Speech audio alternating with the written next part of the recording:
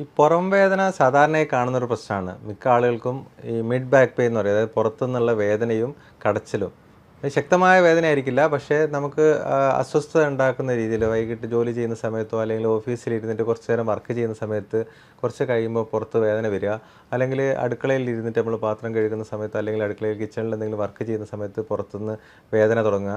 അതുപോലെയുള്ള കാര്യങ്ങൾ ചെയ്യുമ്പോൾ കുറച്ച് നേരം നിന്നിട്ടോ അല്ലെങ്കിൽ കുറച്ച് നേരം ഇരുന്നിട്ടോ ഉള്ള ജോലി ചെയ്യുന്ന സമയത്ത് നമ്മളെ പുറം ഭാഗത്ത് കൈപ്പലയുടെ താഴ്ഭാഗത്തായിട്ട് പുറത്തായിട്ടുണ്ടാകുന്ന വേദന, ഇത് സാധാരണ ഒരു അസ്വസ്ഥത ഉണ്ടാക്കുന്ന ഒരു ഇറിറ്റേറ്റ് ചെയ്യുന്ന രീതിയിലുള്ളൊരു പ്രശ്നമാണ്.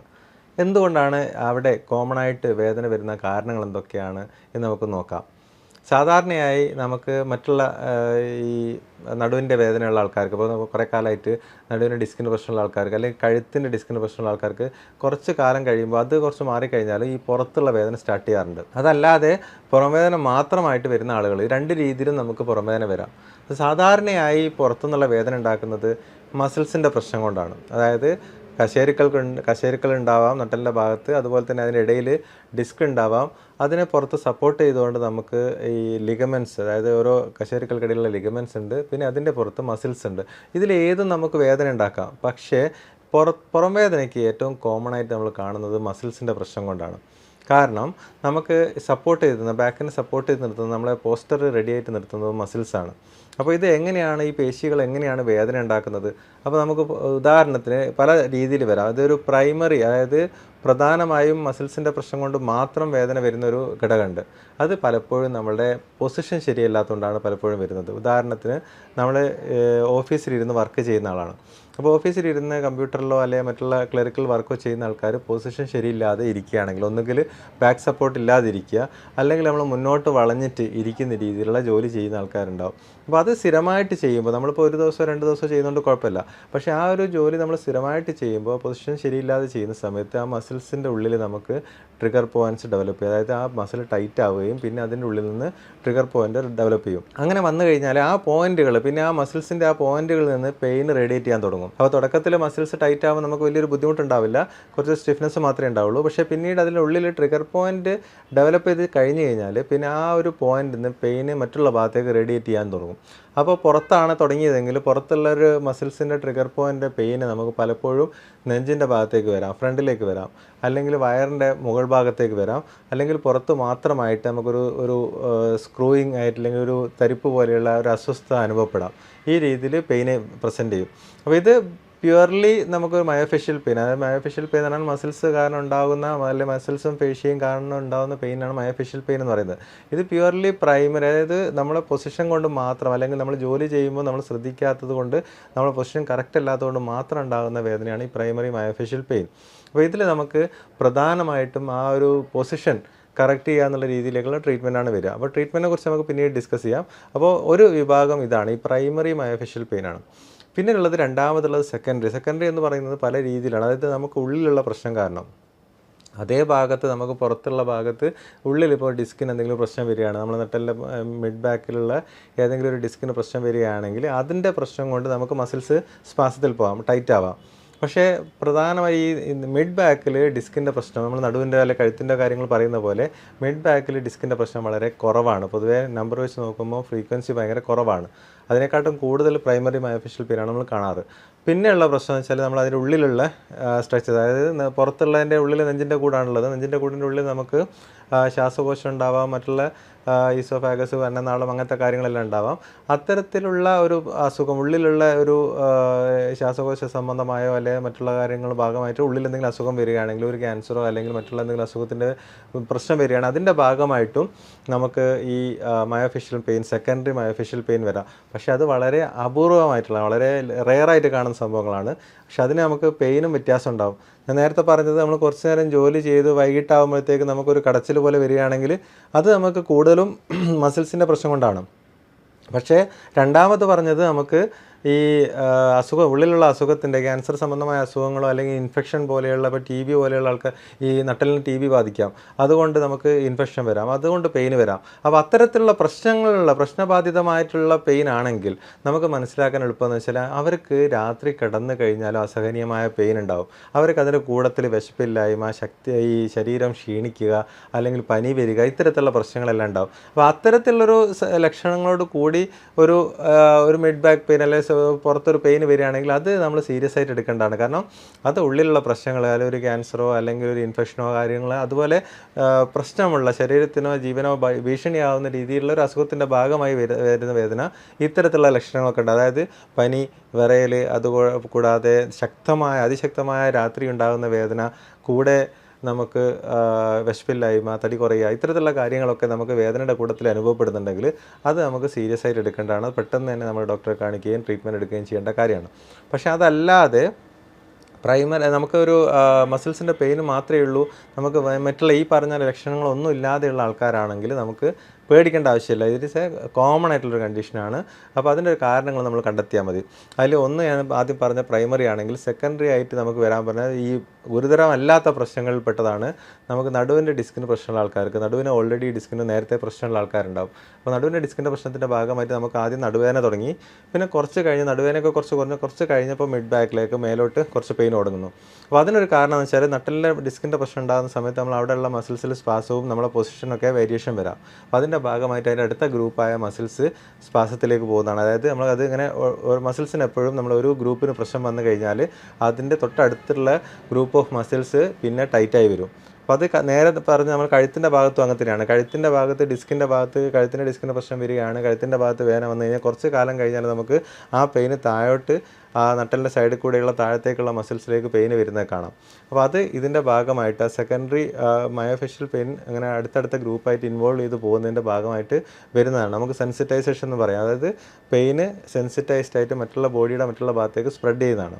അപ്പോൾ ഇത് രണ്ടാണെങ്കിലും നമുക്ക് യൂഷ്വലി മയോഫേഷ്യൽ പെയിൻ ട്രീറ്റ് ചെയ്താൽ തന്നെ അത് മാറിക്കിട്ടുന്നതാണ്. എങ്ങനെയാണ് ഇത് മയോഫേഷ്യൽ പെയിൻ ആണോ അല്ലേ എന്നുള്ളത് നമുക്ക് മനസ്സിലാക്കുക. അപ്പോൾ പൊതുവേ നമ്മൾ ഇത്തരത്തിലുള്ള ഒരു അസുഖം വരുന്ന സമയത്ത് നേരത്തെ പറഞ്ഞ റെഡ് ഫ്ലാഗ്സ് പ്രശ്നമുള്ള ഹിസ്റ്ററിയിലോ അല്ലെങ്കിൽ നമുക്ക് രോഗിനെ പരിശോധിക്കുന്ന സമയത്തോ അത്തരത്തിലുള്ള അതായത് ഒരു ക്യാൻസർ സംബന്ധമായിട്ടോ അല്ലെങ്കിൽ നമുക്കൊരു ഉള്ളിലെ ഒരു അവയവത്തിൻ്റെ ഭാഗമായിട്ടുള്ള പെയിൻ ആയിട്ടുള്ള സംശയം തോന്നുന്നുണ്ടെങ്കിൽ ഒരു സിംറ്റംസോ സൈൻസോ നമുക്ക് കാണുകയാണെങ്കിൽ നമ്മൾ തീർച്ചയായിട്ടും എക്സ്റേ, MRI അതുപോലെയുള്ള ബ്ലഡ് ടെസ്റ്റുകളൊക്കെ ചെയ്തിട്ട് മറ്റുള്ള അസുഖങ്ങളൊന്നുമില്ല എന്നുള്ള ഉറപ്പ് വരുത്തൽ നിർബന്ധമാണ്.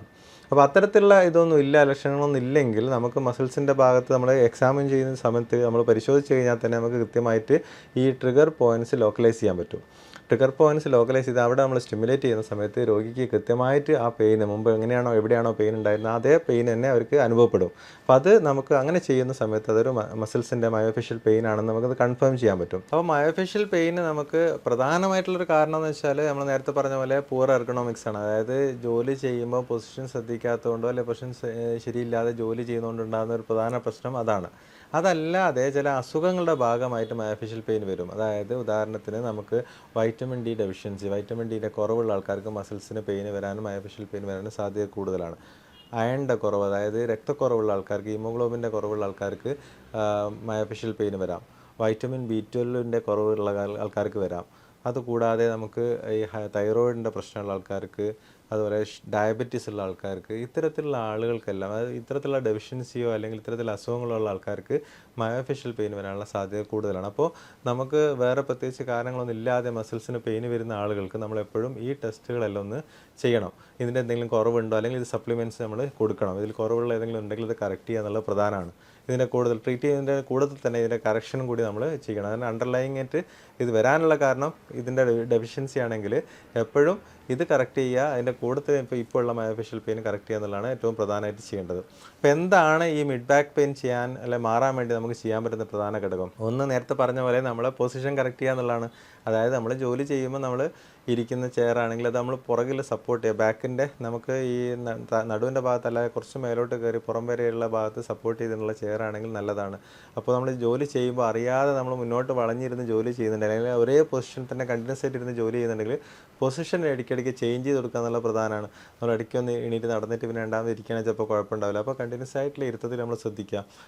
സിസ്റ്റം യൂസ് ചെയ്യുന്ന ആളാണെങ്കിൽ സിസ്റ്റത്തിൻ്റെ പൊസിഷനും നമ്മളെ കൈക്ക് സപ്പോർട്ട് ഉണ്ടോ എന്നുള്ള കാര്യം പ്രത്യേകിച്ച് നോക്കുക. കാരണം പ്രത്യേകിച്ചും കുറേ നേരം ഒരുപാട് നേരം ടൈപ്പ് ചെയ്യുന്ന ആൾക്കാർ കൈക്ക് സപ്പോർട്ട്, കൈയിൻ്റെ എൽബോൻ്റെ ഭാഗം സപ്പോർട്ട് ഇല്ലാതെ ചെയ്യുന്ന സമയത്ത് നമുക്ക് ആ പുറത്തുള്ള മസിൽസിന് സ്ട്രെയിൻ വരാനുള്ള സാധ്യത കൂടുതലാണ്. അപ്പോൾ അത് നമ്മൾ ശ്രദ്ധിക്കുക. അപ്പോൾ ഇത്തരത്തിലുള്ള കാര്യങ്ങൾ നമ്മൾ പൊസിഷനില്ല, അതായത് ഈ ജോലി ചെയ്യുന്ന സ്ഥലത്ത്, അതിപ്പോൾ നമ്മൾ അടുക്കളയിൽ ചെയ്യുന്ന ആൾക്കാരാണെങ്കിൽ, പാത്രം കഴുകുന്ന ആൾക്കാർ, നമ്മളെ ഈ സിങ്കിൻ്റെ ഹൈറ്റ് നമ്മൾ എപ്പോഴും ശ്രദ്ധിക്കുക. അപ്പോൾ നമ്മൾ വളഞ്ഞ് നിന്നിട്ടാണ് ചെയ്യുന്നതെങ്കിൽ അത് നമ്മൾ കഴിയുന്നത് നേരെ നിന്നിട്ട് ചെയ്യാനുള്ള ശ്രദ്ധിക്കുക എപ്പോഴും. അതുപോലെ അടിച്ചു വാരുക, ക്ലീനിങ് ചെയ്യുന്നത്, അപ്പോൾ അതിനനുസരിച്ചുള്ള നമ്മൾ മോപ്പാണെങ്കിലും മറ്റുള്ള കാര്യങ്ങളും അതിൻ്റെ ലെങ്ത്തും കാര്യങ്ങളൊക്കെ നമ്മളെപ്പോഴും മോഡിഫൈ ചെയ്യുക, നമുക്ക് പറ്റുന്ന ഹൈറ്റും ലെങ്ത്തും ഉള്ള സാധനങ്ങൾ ഉപയോഗിക്കുക. അപ്പോൾ അങ്ങനെ വരുമ്പോൾ നമ്മൾ ഈ വളഞ്ഞു നിന്നിട്ട് ജോലി ചെയ്യുന്നതും പൊസിഷൻ ശരിയില്ലാതെ ജോലി ചെയ്യുന്നതൊക്കെ ഒഴിവാക്കാൻ പറ്റും. അതാണ് ഏറ്റവും പ്രധാനമായിട്ടുള്ള ഇത് പ്രിവെൻറ്റ് ചെയ്യാനുള്ളൊരു കാര്യം. രണ്ടാമത് ഞാൻ നേരത്തെ പറഞ്ഞ ഡെഫിഷ്യൻസി എല്ലാം കറക്റ്റ് ചെയ്യുക. വൈറ്റമിൻ ഡി കുറവുള്ള ആൾക്കാർ അത് സപ്ലിമെൻറ്റ് ചെയ്യുക. വൈറ്റമിൻ B12 കുറവുള്ള ആൾക്കാർക്ക്, ഇപ്പോൾ പൊതുവേ നമ്മളെ കേരളത്തിൽ വൈറ്റമിൻ B12 ഡെഫിഷ്യൻസി കുറവാണ്, കാരണം മീൻ കൂടുതലായിട്ട് കഴിക്കുന്നതുകൊണ്ട്. പക്ഷേ എന്നാലും അത് കുറവുള്ള ആൾക്കാരുണ്ടെങ്കിൽ അത് കറക്റ്റ് ചെയ്യുക. അതുപോലെ മറ്റുള്ള ഷുഗറുടെ, തൈറോയ്ഡ് കാര്യങ്ങളുള്ള ആൾക്കാരെല്ലാം അതെല്ലാം കൃത്യമായിട്ട് കൺട്രോൾ ചെയ്യുക എന്നുള്ളത് രണ്ടാമത്തെ, അതൊരു പ്രിവെൻഷനാണ്. നമുക്കിത് പ്രശ്നം പ്രിവെൻറ്റ് ചെയ്യാനുള്ള സംഭവമാണ്. ഇത് കൂടാതെ നമുക്ക് അടുത്ത സ്റ്റെപ്പ് വരുന്ന എക്സസൈസാണ്. എക്സസൈസ് പറഞ്ഞാൽ ഈ മസിൽസിൻ്റെ പ്രശ്നത്തിന് മയോഫിഷ്യൽ പെയിൻ എപ്പോഴും മസിൽ ടൈറ്റ് ആകുന്നതുകൊണ്ടാണ് അതിൽ ട്രിഗർ പോയിൻ്റ് വരുന്നത്.